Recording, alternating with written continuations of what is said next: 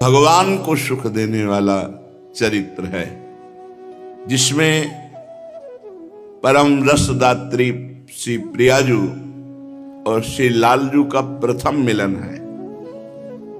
बरसाने में श्री लाडलीजू और नंदगांव में श्री लालजू महाराज। अभी तक कुंवर की देखा देखी नहीं हुई, नेत्रों में नेत्र नहीं मिले। परम रस में ये चर्चा महारस सिंधु में डूबे हुए रसिक शेखर, रसिक शिरोमणि श्री ध्रुवदास जी ने जो दिव्य लीला देखी वही गायन की। अपने लोग रसास्वादन करते हैं। प्रिया प्रीतम के प्रेम रस की ये महामहिम प्रथम मिलन लीला है, जिसमें प्रथम बार लाडलीजू को लालजू ने देखा और लालजू ने लाडलीजू को देखा। अभी तक तो जितने आए वो सब देखने लायक नहीं थे। प्रभु को कष्ट देने के, मारने के इरादे से आए, प्रभु ने करुणा करके उनको परम पद दिया। आज प्रभु को प्रेम विह्वल विकल कर देने वाली लीला है, जिसमें प्रथम दर्शन हमारी महारानी जी का श्री लालजू महाराज करते हैं।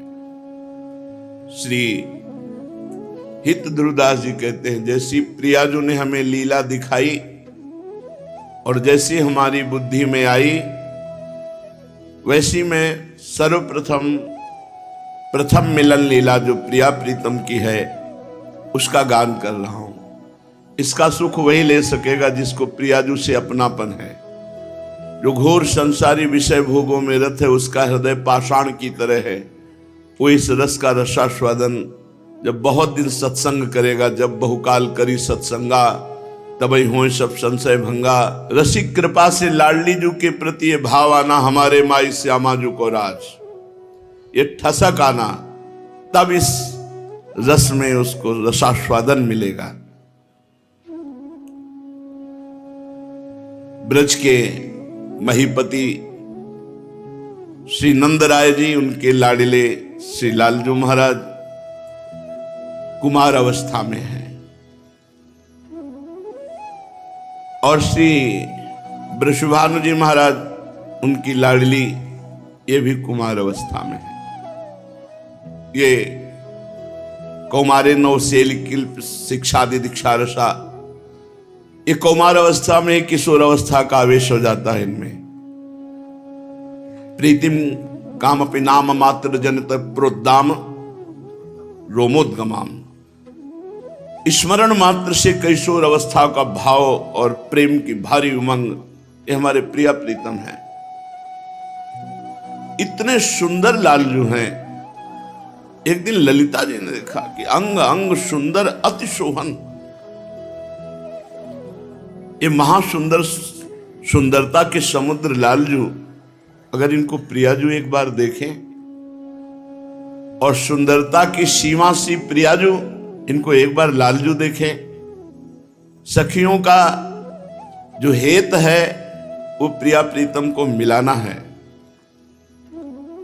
कैसी सुंदरता लालजू की है, ऐसी अवस्था, ऐसा रूप, करोड़ों कामदेव जिनके चरणों में मूर्छित होकर गिर जाएं, ऐसी सुंदरता लालजू की है। सुंदरता के समुद्र है। इतने सुंदर हैं कि मणि स्तंभ में अपनी रूप माधुरी देख करके लट्टू हो जाते हैं और कहते हैं कि मैं तुम्हें माखन खवाऊंगा, तुम मेरे दोस्त बन जाओगे। तो वो भी ऐसे माखन देते और वो भी कुछ कह रहे, क्योंकि मणिखम्भ में ज्यों का त्यों प्रतिबिंब मैया देख देख कर निहाल। स्वमन मन मोहन, इनका मन खुद मोहित हो जाता है, इतने सुंदर हैं। प्रभु अपनी रूप माधुरी देख करके लट्टू हो जाते हैं। स्वमन मन मोहन, मुनि मन मोहन, विश्व मन मोहन, मदन मन मोहन। सखी ने देखा, सोचा एक बार प्रियाजू इस रूप को देखें और एक बार ये हमारी लाडलीजू को देखें। कैसी लाडलीजू, ऐसा प्रियाजू का रूप, रोम रोम से सुंदरता टपक रही है। ध्रुवदास जी कहते हैं, कहा कहो, अगर एक जीव में सामर्थ्य होती तो वर्णन कर पाता, करोड़ों जिभ्या रोम रोम में हो, कोटि कोटि रसना जो रोम रोम प्रति होए, प्यारी जू के रूप को न प्रमाण कहो जात है। अति ही अगाध सिंधु पार नहीं पावे को, छूटी बुद्धि सीप माज कैसे कैसे समात है। मेरी बुद्धि तो सीप है, प्रिया जो को रूप अपार प्रेम समुद्र है, कैसे समा सकता है। यदि एक एक रोम में करोड़ करोड़ जिव्याओं तो भी वर्णन नहीं कर सकते। हरिवंश महाप्रभु कहते हैं, स्वामिनी जी के रूप का वर्णन करना चाहते हैं, कहते देखो माई सुंदरता की सीमा। कैसी सुंदर है कि जो ब्रज जुवती जन है वो एक इतनी सुंदर है कि करोड़ों लक्ष्मियों के सौंदर्य को हतप्रभ करके उनको आश्चर्यचकित करके मूर्छित कर दे। लक्ष्मी कोटि विलक्ष लक्षण लीला किशोरी सतई राराध्यम ब्रजमंडले मधुरम राधाभिधानम परम। करोड़ करोड़ लक्ष्मियों को आश्चर्यचकित कर देने की सामर्थ्य एक ब्रज युवती में है। और ऐसी ब्रज युवतियों का समूह श्री लाडली जू के रूप को देखकर ग्रीवा झुका लेता है। ब्रजनो तरुणी कदम्ब मुकुटमणि श्यामाज बनी। समस्त ब्रज तरुणियों के समूह की मुकुटमणि हमारी श्यामा जो है। देखो माई सुंदरता की सीमा, ब्रजनो तरुणी कदम्ब नागरी निरखी करत अधिग्रीवा। तो ऐसा लगता है महाप्रभु अब रूप का वर्णन करेंगे, पर असमर्थता प्रकट कर दी। पहले ही पंक्ति में जो हित सजनी स्वरूप पास रहते हैं, कहते जो को कोटि कलप लग जीवे रसना कोटिक पावे, तो रुचिर बदनार बिंद की शोभा कहत नावे। तो बोले कुछ उदाहरण में दे दो कोई किसी लोक की सुंदरी। बोले देवलोक भूलोक रसातल सुन कवि कुल मति डरिए, सहज माधुरी अंग अंग की कही कासो पट तरिए। बस इतना इशारा बता देते हैं कि जिनका प्रताप रूप गुण बल वह सब अद्भुत अद्वितीय वेद नेति नेति कहते हैं, वो प्रभु क्रीड़ा मृग की तरह हमारी स्वामिनी जी के अधीन है। स्वामी हरिदास जी महाराज कहते हैं, यह कौन बात जो अबही और अबही और अबही और पाछे न सुनी अबहू हूं आगे हूं न होई है, ये गति अद्भुत रूप की और है। देव नारी नाग नारी और नारी ते न होई हूं और की और है। ये जो प्यारी जू का रूप श्री ललिता जू ने सोचा एक बार लाल जू देखे, और लाल जू का रूप एक बार प्यारी जू देखे। कोई भी सुंदरी ऐसी नहीं जो प्रिया जू को देखकर लुभायमान ना हो जाए। कुंजन के आंगन में जहां जहां पग धरे छवि के बिछौना से बिछाए तहां जाता है। कैसे कोई प्यारी जू की महिमा का वर्णन करे। ध्रुवदास जी कह रहे हैं, विश्व सुंदरियों में अनंत ब्रह्मांडों में अगर देखा जाए तो इनके नाम लिए जाते हैं। कामदेव की पत्नी रति, भगवान नारायण की प्रिया लक्ष्मी जी, इनको रति कमला, और फिर कुछ अप्सराएं हैं जैसे उर्वशी जी, बेजोड़ सुंदरी हैं। तो बोले रति कमला देवांगना नारी, हमारी प्रियाजू के सामने पदनक की दुति ऊपर वारी। इनकी सुंदरता न्यौछावर है, स्वामिनी जू के एक नख की कांति के बराबर नहीं। प्रियाजू का ऐसा रूप, इस रूप की जो आराधना करे वो भी रूप राशि हो जाएगा। बड़ा सुंदर स्वभाव, बड़ा सुंदर वपु, बड़ा सुंदर आकर्षण पैदा हो जाएगा, क्योंकि सबका आकर्षण करने वाले कृष्ण के भी चित्त को आकर्षित करके अधीन करने वाली प्रिया जो है श्री ललिता जो नंदगांव और बरसाने के बीच में एक सरोवर भी है और वट भी है, उसे संकेत वट कहते हैं। बड़ा रमणीय सरोवर जिसका नाम प्रेम सरोवर है। उस सुंदर वनस्थली रमणीय भूमि पर जूही, मालती, विविध प्रकार की लताएं वृक्षों का आलिंगन किए हुए पुष्पान्वित है, खिली हुई है।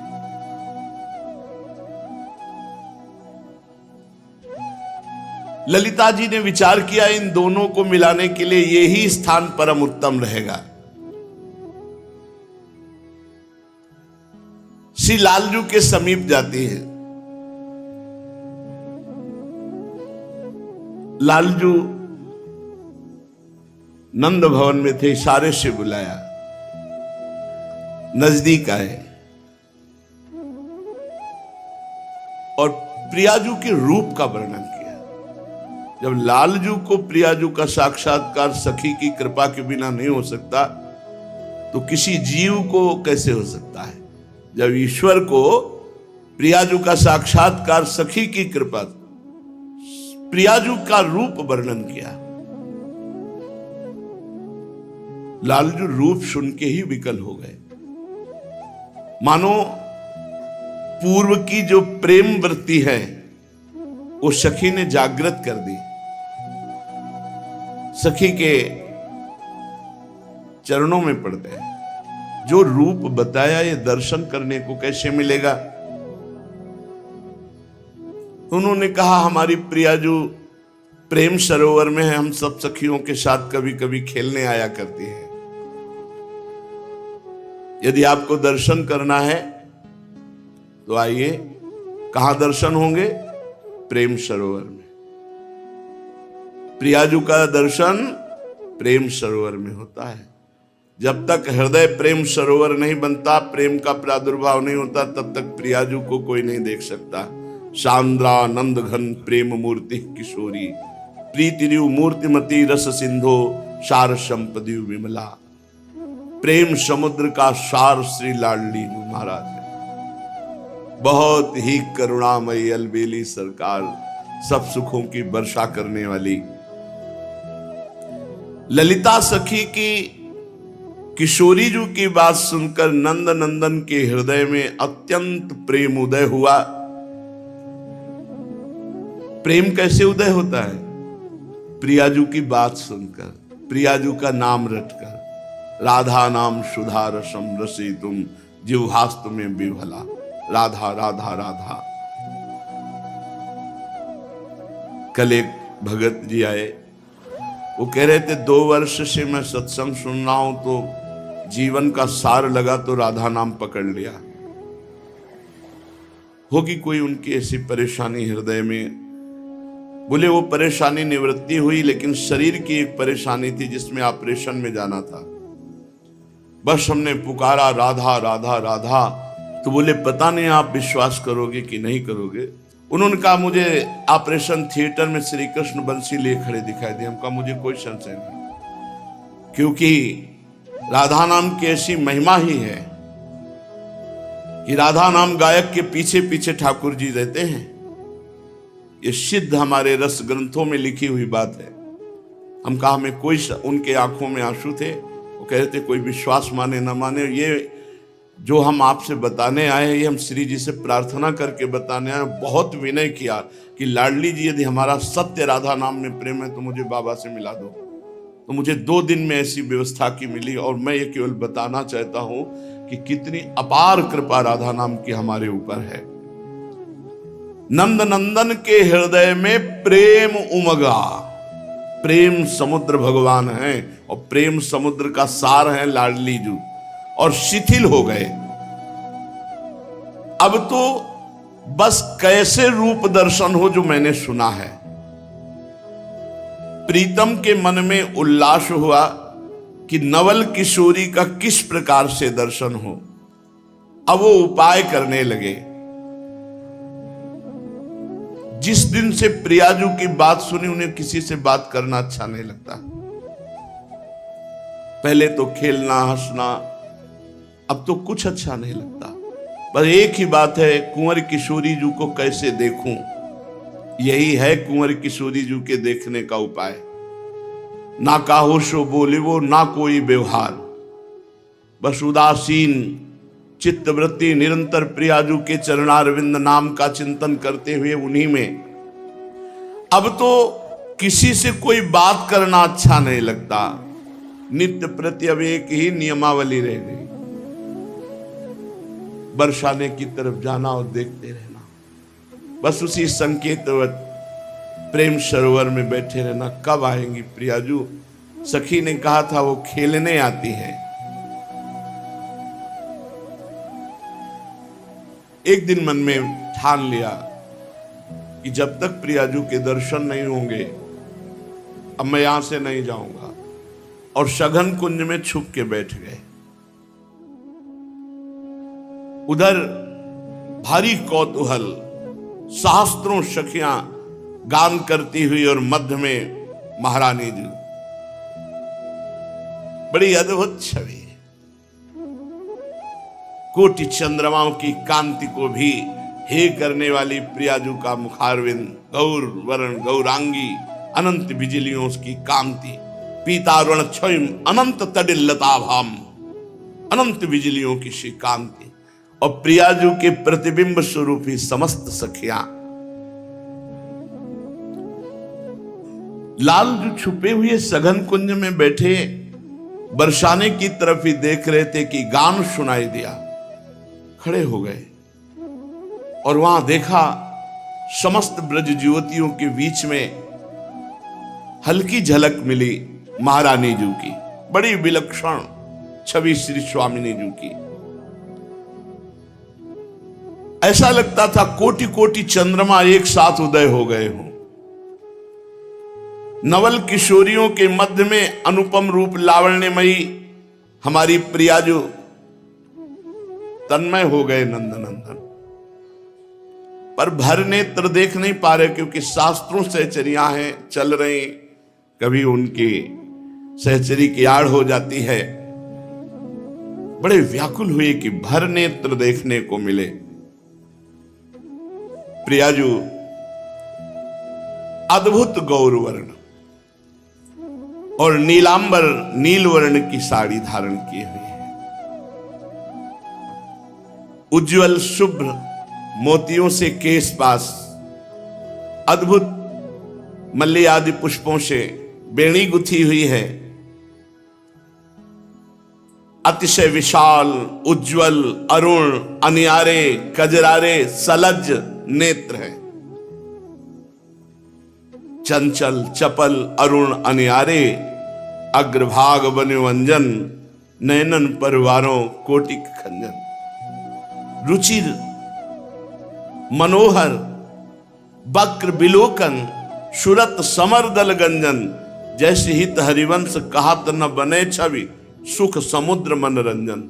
सुख समुद्र प्रभु के मन को आनंद मोद प्रदान करने वाले लाडली जी के नेत्र। खंजन मीन मृगज मद मेटत, कहा कहो नैनन की बातें। कैसे नेत्रों की बात कहें। न खंजन पक्षी उदाहरण में आता है, न मृग का शावक उदाहरण में आता है, क्योंकि प्यारी जू के प्रेम में चिदानंद में नेत्र ये प्राकृत खंजन और मछली के नेत्र किसी भी तरह उदाहरण में नहीं बैठते। अति विशाल, उज्जवल, अरुणिमा लिए हुए, नुकीले कजरारे अंजन लगे हुए, बड़े ही मनोमोहक नेत्र प्यारी जू के, नील साड़ी धारण किए हुए, कसुम्भी रंग की कंचुकी धारण किए हुए, सुंदर वेणी। अभी कुमार और किशोर अवस्था के बीच की अवस्था है। अद्भुत रूप स्वामिनी जी का, अभी पूर्ण किशोर भी नहीं हुए हैं। केश राशि बहुत सुंदर ढंग से सखियों ने सजाया है केश पास को, मानो फणधारी सांप विराजमान हो ऐसे। चिकुर चंद्रिकन बीच अर्धविद मानो ग्रसित फनी, फनी में फणधारी ऐसे केश पास, और ऊपर से चंद्रिका। श्याम वर्ण की बेंदी, गोरे भाल पर कस्तूरी की श्याम वर्ण की बेंदी, और सुंदर पत्रावली की गई है। बड़ा ही सुंदर स्वरूप प्यारी जू का। नासिका के अग्रभाग पर सुंदर मोती एक बुलाक जैसे, और बेशर धारण किए हुए, छवि को भी लज्जित करने वाली छवि प्यारी जू की है। और मंद मंद मुस्कुराती हुई सखियों की तरफ देखकर कुछ बात कर रही है।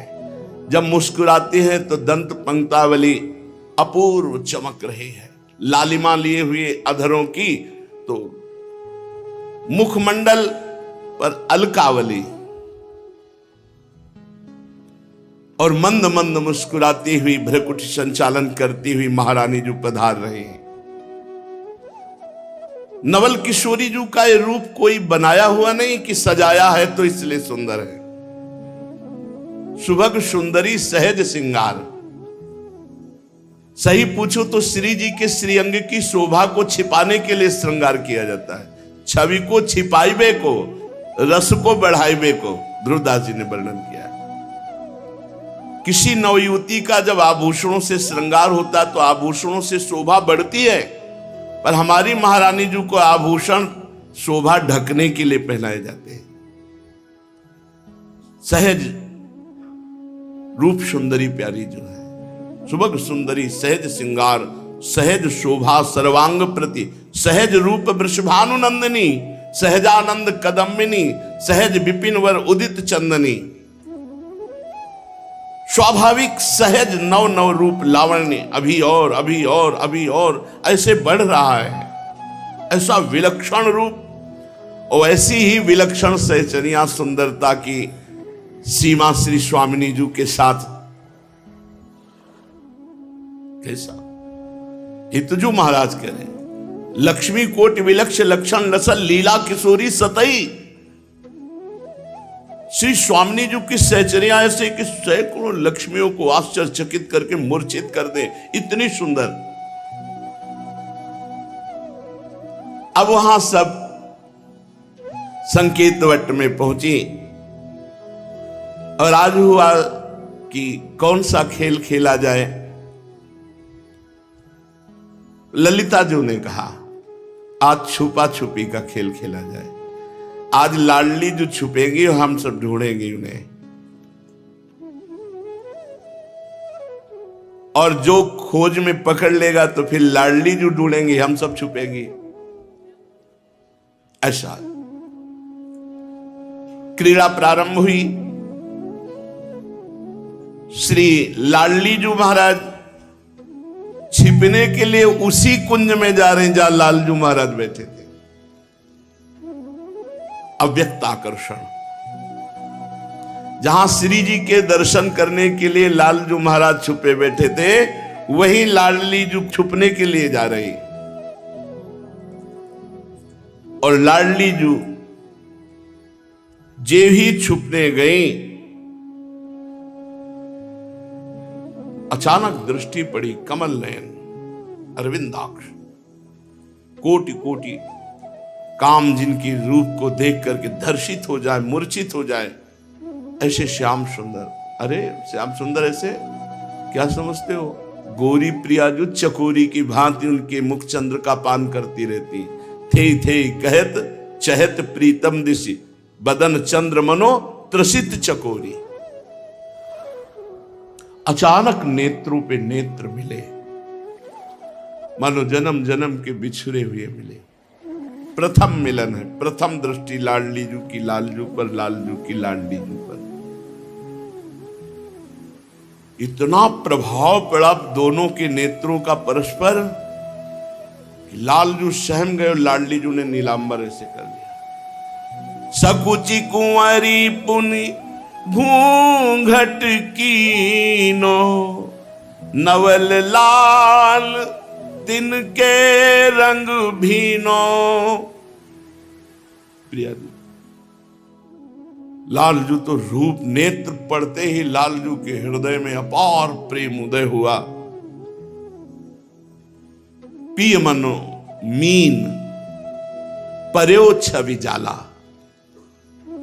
प्रियाजू का रूप मानो जाल है और लालजू का मन मानो मछली, मछली जैसे जाल में फंस गई, ऐसे लालजू का मन प्रियाजू के रूप। एक पल भर का दर्शन हुआ, प्यारी जू ने नीलांबर की ओट कर ली।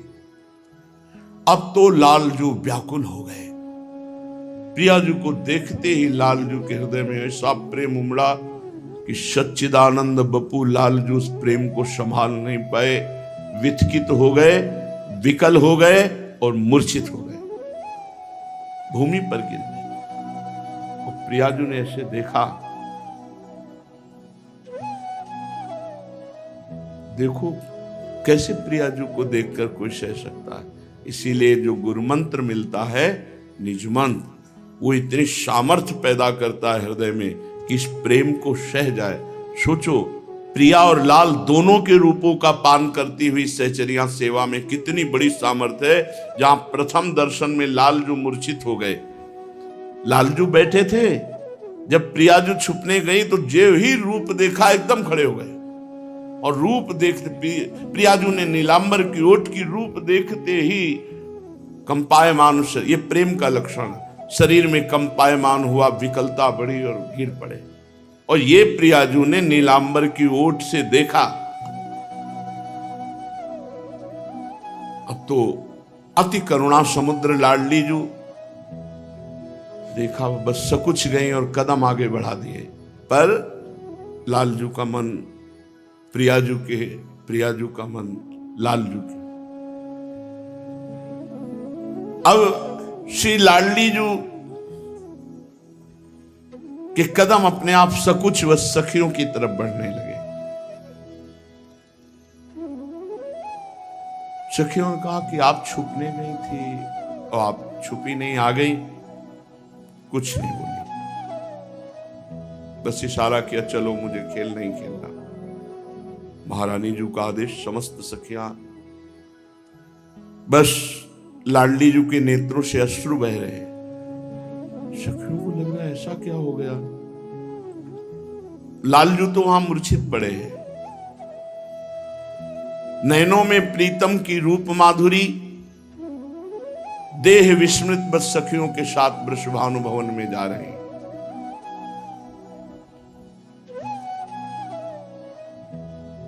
थोड़ी थोड़ी देर में पीछे मुड़ करके उस दिशा की तरफ देख लेती हैं जिधर श्री लालजू महाराज थे। प्रीतम के आश्चर्यमय रूप, श्री वृषभानुनंदिनी अपने आप को भूली हुई, बस वही चिंतन कर रहे कि वो देख करके गिर गए, मूर्छित हो गए, कौन उनको संभालेगा।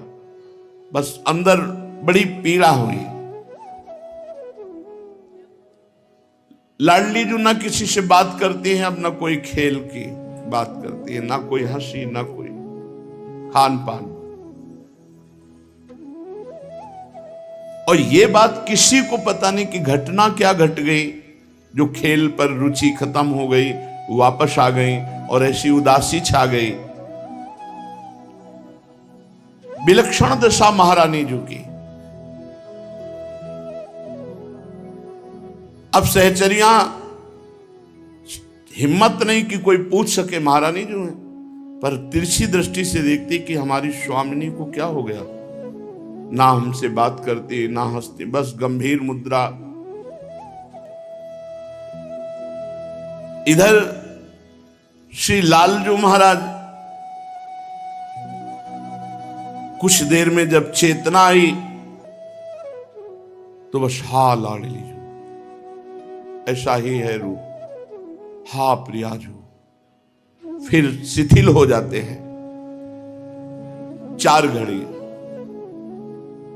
24 मिनट को 1 घड़ी कहते हैं। 4 घड़ी कितना, 24 दूनी 48, 96 मिनट, मतलब 1 घंटा 36 मिनट। लालजू बेहोश रहे, मूर्छित रहे। ऐसी आनंद की उमगन कि लालजू को मूर्छित कर दिया प्रिया रूप ने। फिर सचेत हुए, सावधान हुए। अब उपाय सोचा कि पुनः दर्शन कैसे होंगे, क्योंकि अब मैं दर्शन के बिना जी नहीं सकता। तो प्रभु मना रहे कि मुझे वो सखी मिल जाए जिसने रूप बताया था प्रियाजू का, और जिसने स्थान बताया था कि यहां प्रियाजू के दर्शन होंगे। मेरे प्राणों का हरण करके नवल किशोरी जू तो चली गई, अब उनके दर्शन के बिना मेरा जीवन। मतलब लालजू कह रहे, प्रभु कह रहे, प्रीतम सोचने लगे कि जिस सहचरी ने मुझे नवल किशोरी प्रियाजू के रूप का वर्णन किया था वो एक बार मिल जाए, मुझे जिला लेगी अगर वो एक बार मिल गई। प्रियाजू के मिलन का एक ही उपाय, सहचरी मिल जाए।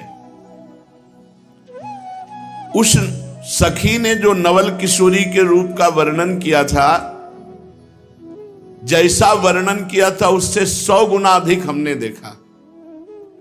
रसिक प्रीतम बारंबार उस सखी के चरणों की वंदना करते हैं, याद करते हैं कि वो दर्शन दे दे, सखी दर्शन दे दे तो प्रियाजू से मिला देंगे। अब इतना विरह लालजू को प्रकट हुआ कि सखाओं से उदास। अब मैया का श्रृंगार करना उनको अच्छा नहीं लगता, मैया का भोग प्रदान करना उनको अच्छा नहीं लगता। हृदय में ऐसा प्रेम का बार बार प्रहार कि लंबी श्वास भरते और हा प्रियाजू। ये रूप का चमत्कार हमारी महारानी जी का। क्षण क्षण में वो विकल हो जाते, जल विहीन कमल की भांति मुरझाने लगे श्री लालजू महाराज। भोजन, जलपान, श्रृंगार सब अप्रिय हो गया। तभी कहा है नहीं खान पान ते भावे है, नहीं कोमल वसन सुहावे है, सब विषय लगे ते खारा है, हरि आशिक का मग्नारा। फिर प्रियाजू का प्रेम, खान पान सुख चाहत अपने, तिनको प्रेम छुअत नहीं सपने।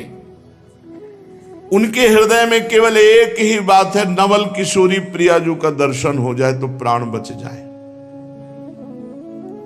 शरीर कृश होने लगा।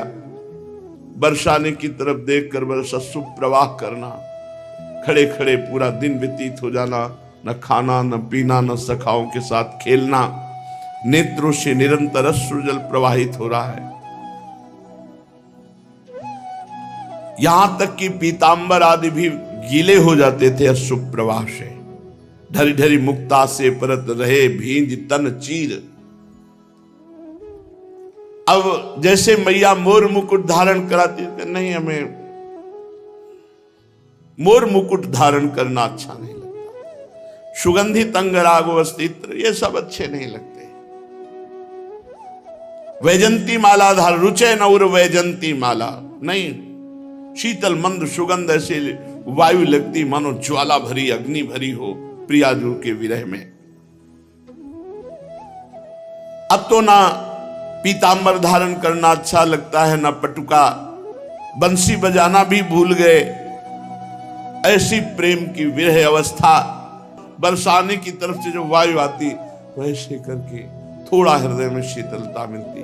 बरसाने की रज लेकर वायु आती तो लालजू के हृदय की विरहाग्नि को थोड़ा सा, मेरी प्रियाजू की स्पर्श करती हुई ये वायु आई, मेरी प्रियाजू की चरण रज लेकर के ये वायु आई है। नेत्र तो बस प्रिया रूप में और मन प्रियाजू के पास, मन और नैन कुंवर के पासा, देह रही मिलबे की आशा। अब तो एक क्षण भी कल नहीं पड़ रहा। तन मन दोनों जहां प्रिया अनुराग में रंगे हुए हैं। ये तो प्रेमानुभूति है, ये वाणी से कैसे वर्णन करे। ये अनुभवगम्य है, प्रेम है। अनुभव स्वरूपम प्रतिक्षण वर्धमानम सूक्ष्मतरम, सूक्ष्म से सूक्ष्म बात प्रेम की। अनुभव जिसके हृदय में प्रेम नहीं हो क्या जाने। प्रीति रीति अति कठिन है, कहे न समझे कोई, प्रेम बान जही उर लगे निस दिन जाने सोई। इधर तो लालजू की दशा, उधर किशोरी जू की दशा क्या है। लालजू महाराज जैसी स्थिति में ऐसी स्थिति प्रियाजू की भी है। प्यारीजू के नेत्रों की चंचलता पता नहीं कहां गई उस दिन से। बस गंभीर अर्ध खुले नेत्र और सुप्रवाह। बस महल से वही वट संकेत की तरफ देखती रही। बार बार ये याद आती कि वो मूर्छित होके गिर गए थे, उनको कौन संभाला होगा। सहचरियां ये देखकर बड़ी विस्मृत हैं, बड़ी प्रवीण सखियां, लेकिन कोई समझ नहीं पा रहा। उस दिन से मुस्कान चली गई प्रियाजू के मुख से, हंसना खेलना विस्मृत हो गया। सखियां श्रृंगार करती मना कर देती हैं, श्रृंगार करना अच्छा नहीं लगता। सखियां तो सब अकुला गई, ऐसे कैसे होगा? ना खाना, न पीना, न खेलना, न हंसना, न बोलना, न श्रृंगार धारण करना। ये स्वामिनी जी की दशा देखकर सखी मंडली बहुत उदास हो गई, व्याकुल हो गई, चिंतित हो गई।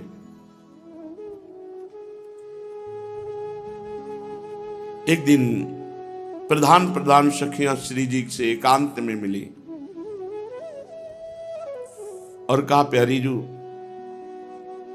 अच्छा नहीं लग रहा, चलो वहीं वट संकेत चलते हैं, वहीं खेलते हैं चल करके।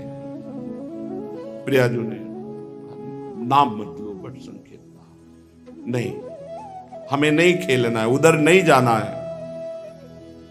कहा, ये तो प्रिय स्थान है प्रियाजू का, रोज खेलने के लिए उत्साहित होती थी, कहने भर की